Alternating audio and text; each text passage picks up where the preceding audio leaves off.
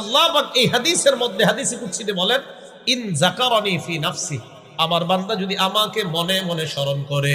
আপনি বসে আছেন, মনে মনে বললেন আল্লাহ, মনে মনে আল্লাহ, বিপদে আছি, আল্লাহ কয় যাকারতুহু ফি নাফসি, আমি আল্লাহ তাকে মনে মনে স্মরণ করি। এটা আল্লাহ আর বান্দার মাঝে ভালোবাসা। আল্লাহ বলেন, আমার কোন বান্দা আমাকে মনে মনে যদি স্মরণ করে, আমি আল্লাহ তাকে আমার মনে মনে স্মরণ করি।